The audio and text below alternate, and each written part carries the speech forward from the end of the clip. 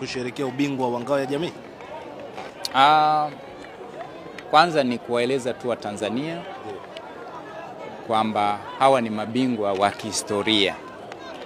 Kwa sasa kwa ubora tulionao popote tutashinda.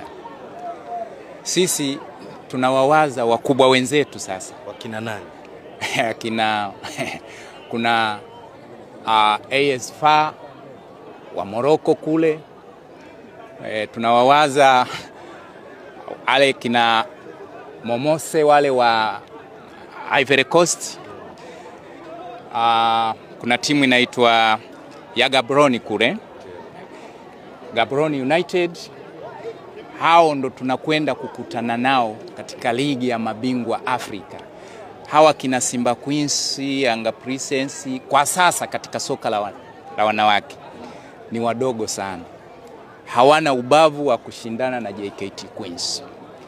JKT Queens kwa sasa, yeyote ambaye anapangiwa kukutana nayo katika ukanda huu wa Afrika Mashariki na Kati, lazima anajiuliza mara mbili kwamba imekuweje? Kwa nini hawa watu wameletwa huku? Kumbuka ni karibuni tu tumetoka kwenye mashindano ya Sekafa na tulichukua vikombe vyote.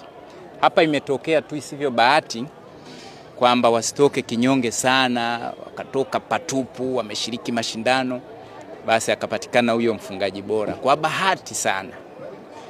Sasa hii sisi tuseme ni uwekezaji ambao umefanywa ndani ya kikosi chetu cha JKT Queens. Na kumbukeni hawa ni Watanzania watupu. Tumecheza na Simba Queens hapa. Ukijaribu kuhesabu kwa napitia wachezaji wazawa waliocheza leo, ninyi wenyewe ni wanahabari mtanambia. Sisi lengo letu ni kuhakikisha kwamba mataifa ya nje yaje yachukue wachezaji kutoka Tanzania. Tena wachezaji walio bora. Na si tu timu hizi ndogo, timu kubwa ambazo ni mabingwa katika nchi yao. Wachukue wachezaji kutoka Tanzania waende huko. Na pengine sisi tunatoa elimu na funzo kwa timu zetu hapa kwamba Tanzania tunao wachezaji wenye uwezo na ubora wa hali ya juu.